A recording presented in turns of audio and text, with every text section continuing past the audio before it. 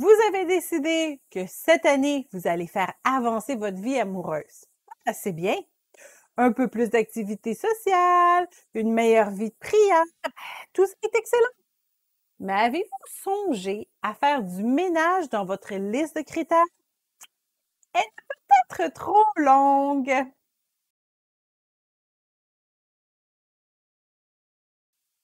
Ah, la fameuse liste de critères.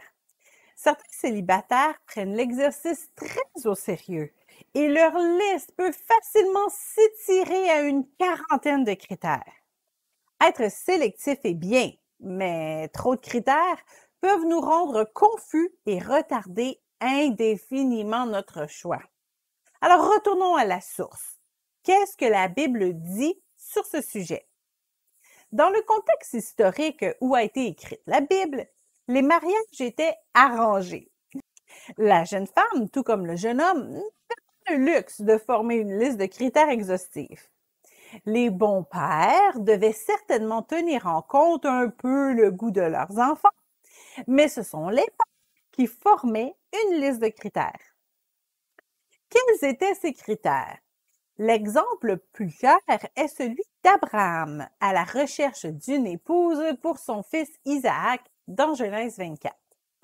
Le moment venu, il a envoyé son serviteur chercher une épouse avec un seul critère, qu'elle soit issue de son peuple et non pas des Cananéens. Bref, une femme qui partage la même foi. Le serviteur est donc parti avec cette directive et il a ajouté d'autres critères. Que la jeune fille à laquelle je dirai « Penche ta cruche, je te prie, pour que je boive », et qui répondra « Bois, et je donnerai aussi à boire à tes chameaux », soit celle que tu as destinée à ton serviteur Isaac. Et par là, je connaîtrai que tu uses de bonté envers mon Seigneur. Pour le serviteur, il était nécessaire qu'elle soit dévouée et travaillante et qu'elle le prouve. Donner à boire à 10 chameaux était tout un travail. Notez que le serviteur n'a pas demandé pour une blonde ou une brunette. Il n'a pas fait mention de son poids, de ses passe-temps ou de son compte de banque. Elle devait seulement être de la même foi, dévouée et travaillante. Dans le contexte de colonisation où Isaac vivait, c'était effectivement des critères essentiels pour survivre et être une aide précieuse. Aujourd'hui, nos pères n'arrangent plus les mariages. Mais cette histoire est un bon exemple à suivre. Tout comme Abraham, notre premier critère devrait être de partager la même foi. 2 Corinthiens 6,14. La foi construit notre famille, dicte nos standards. Si vous ne partagez pas la même foi, la fondation de votre foyer sera continuellement ébranlée. Ensuite, nous pouvons ajouter 2 ou 3 critères essentiels pour nous, comme le serviteur d'Abraham a fait. Ce sont des critères qui vous permettent d'être compatibles au plus profond de votre personnalité, de vos passions et de vos rêves.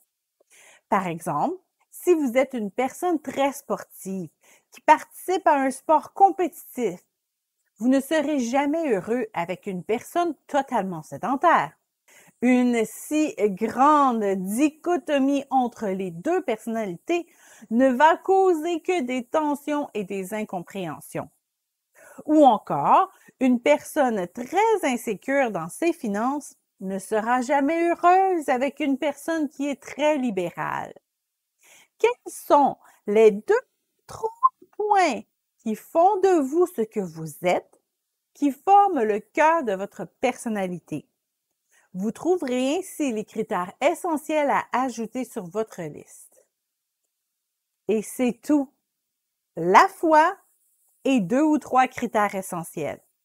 Les traits physiques changent avec le temps, les émotions guérissent et prennent de la maturité, les activités changent selon les saisons de notre vie, particulièrement à l'arrivée des enfants. Vous pouvez ajouter d'autres critères selon vos goûts personnels, comme une liste de bonus. Mais n'en faites pas des critères non négociables. Ne rejetez pas un homme parce qu'il est un peu grassouillet. S'il partage votre foi et vos passions, eh bien, vous avez déjà une bonne base pour bâtir une nouvelle vie.